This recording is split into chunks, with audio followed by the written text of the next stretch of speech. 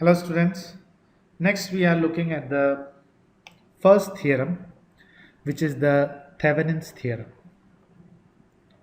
Let us look at the statement.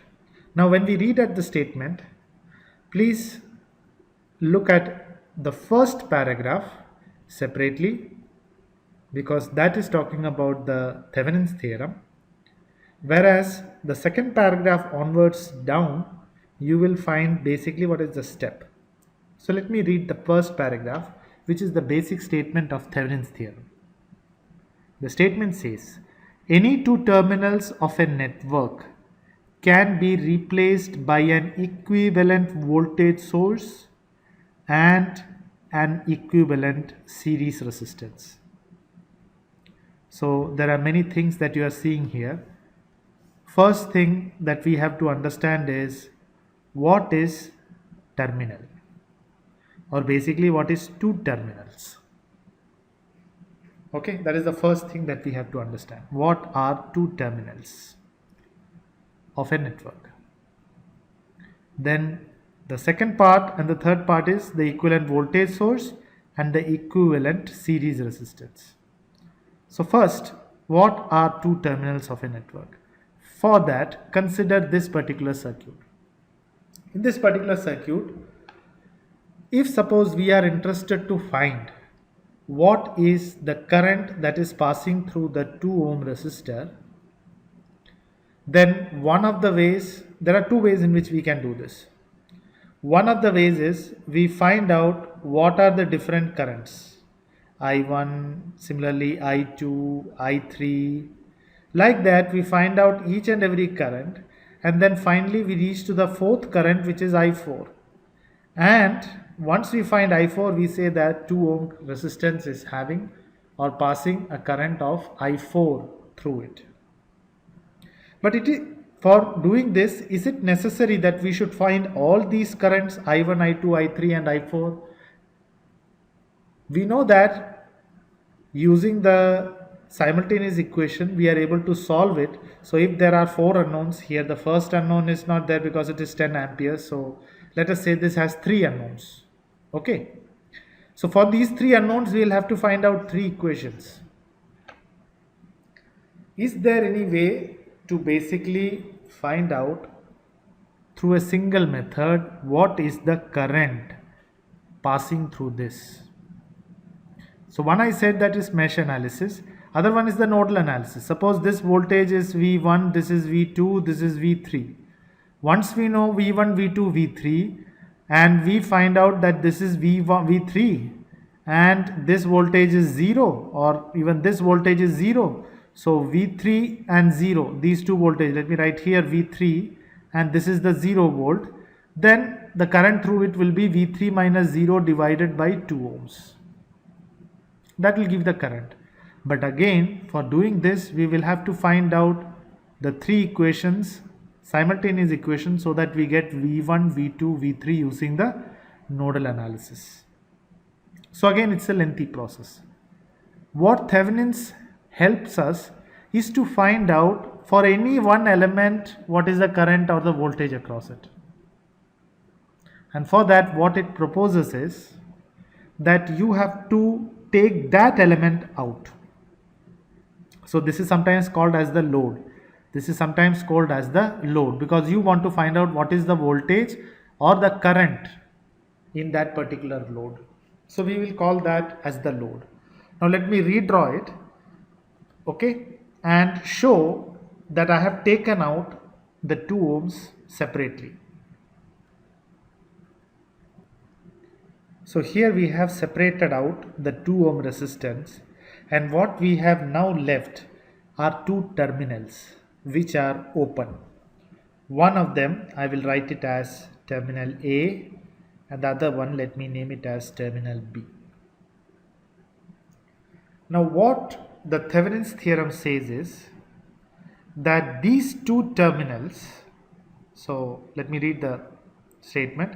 Any two terminals of a network can be replaced by an equivalent voltage source and an equivalent series resistance.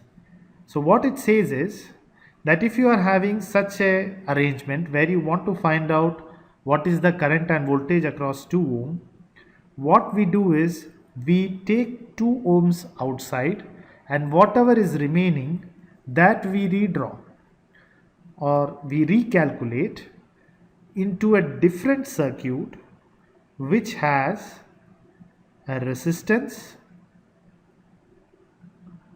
and a voltage source in series. A voltage source in series, and these are the same terminals A and B that we have drawn here. And the 2 ohm resistor we will draw separately. So what it has done is, it has basically taken the circuit that was already present. Where was that? Let me draw that clearly.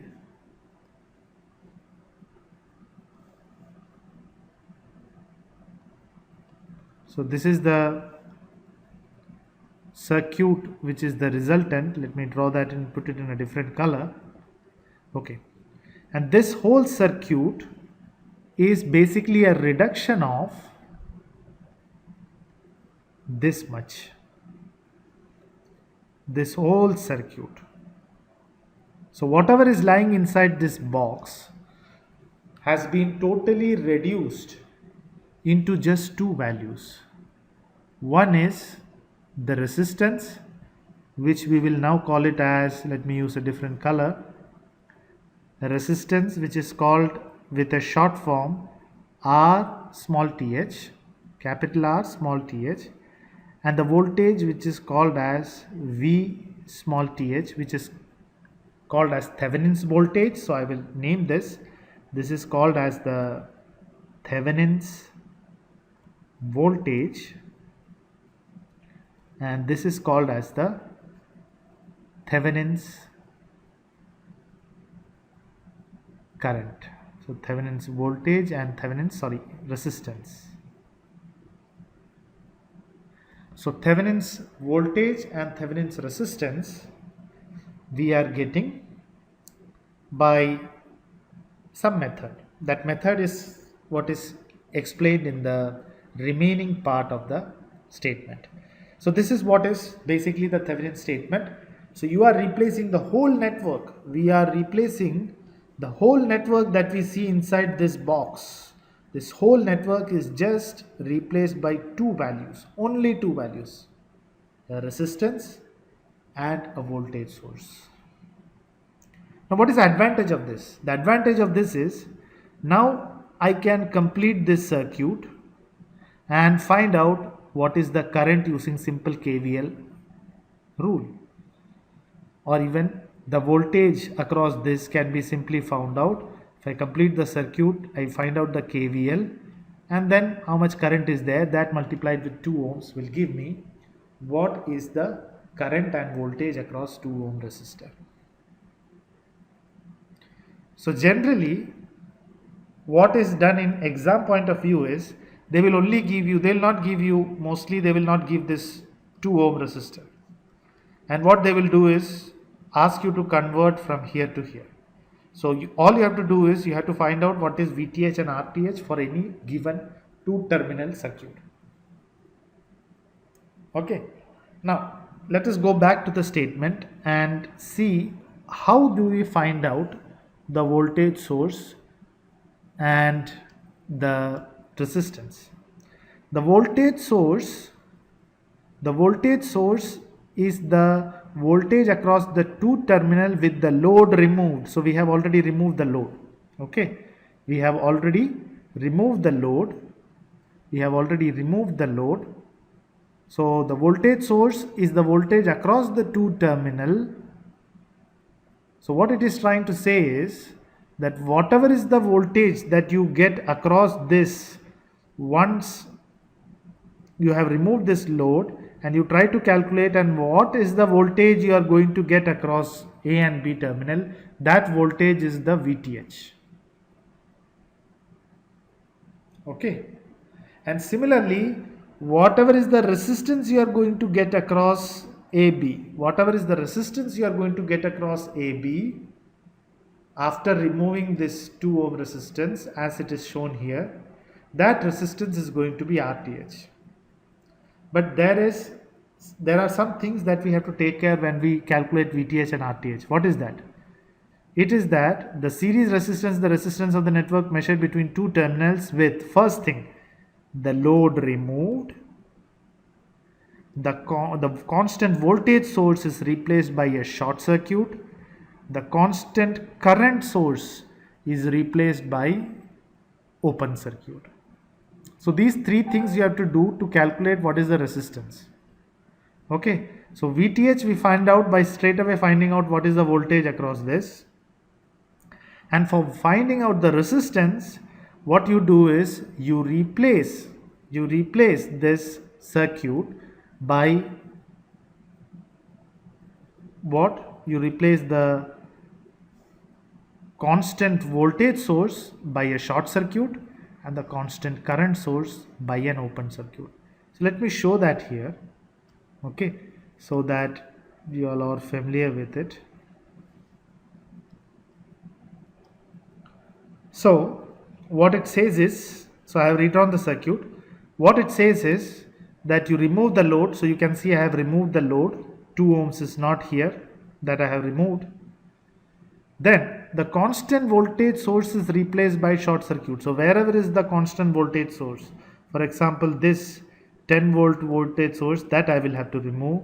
This 20 volt voltage source I will have to remove. There is no other voltage source, and then I replace it with a short circuit. Okay, it's very important to remember only the voltage sources are replaced by a short circuit. Now in certain problems they may say that the voltage has an internal resistance of 2 ohms. Then in that case the short circuit can be replaced, the short circuit can be replaced by a 2 ohm resistor. Why? Because the internal resistance. Generally I have never seen a problem in examination which is asked like that. So you can be rest assured that the voltage sources mostly they will not give any internal resistance. So when they don't give any internal resistance, the voltage source is replaced by a short circuit. As you can see here, we replaced with a short circuit, and here also. So these two voltage sources we have short. So now it's not there. Then what is the last statement says? The last statement says the constant current source is replaced by open circuit. So which is the constant current source? The constant current source we are having here is this one. So that we have to remove, and that is replaced by a short open circuit. Open circuit means this one. Now what is important to remember is when we draw this, there is no point in keeping this one open. We can straight away rub this all the way up to here. So let me draw it again. So up till here I will rub it. Similarly for the bottom one also I will rub it all the way up to here, and then this much part of the circuit remains. So as you can see, now only the resistance component is remaining. The voltage source has been shorted out, the current source has been opened up, open circuit. Now whatever is the resistance that you see from here, that is called as the RTH. Whatever is the resistance that you see from here is basically RTH. So this is what is the statement saying. We will understand this much clearly by writing the steps and solving it. So let us see what are the steps. So these are the steps. First is we remove the load resistance. So that step we have seen here. The first is we remove the load resistance. Okay. Then the second step is find the open circuit voltage VTH across the terminals A and B. That means we find out what is the voltage VTH across this. That means basically what is the voltage here between these 2 points. Okay, we find it out by any method. We find out what is the voltage across this, or what we say is this. We find out what is this voltage, and that voltage we call it as VTH. Okay. Then the third step is we replace the independent voltage source by short circuit. We replace the independent current source by open circuit. So it is very important why I have written here this independent voltage source and independent current source, because I am very specifically talking about independent. Independent. Why I am talking about independent is because when you have a dependent voltage source or current source, which we all know is represented by a rhombus, isn't it? So if we are having that case, then we don't follow this principle. We use a different principle that we will study later. But if it is all independent voltage source, we replace it by short circuit, and the independent current source we replace it by open circuit. So first one, voltage source by short circuit, the current source by open circuit. That example we had seen here. So we replaced the voltage source and the current source by the voltage source by short circuit and the current source by open circuit. Okay, and then what do we do? Then we find the resistance RTH as seen from the terminal AB. So we will look from here and we will try to find out what is the resistance between A and B. Okay, for that we already know these two are in series, and then that series combination is in parallel with this and parallel with this. So like that, just like we find out the equivalent resistance, we use that technique to find out RTH. And then we replace the network by VTH in series with RTH. So VTH in series with RTH, we replace the whole network, we replace it by this value. So we have already found out VTH, RTH, we replace the whole network by this value. And then the last step is we find the current and voltage across load RL using Ohm's law. That means we connect this load back, and then we find out using the Ohm's law what is the current flowing, and similarly what is the voltage across the resistance or the load resistance. So this is what we have to do. Let us understand this whole principle by looking at a problem.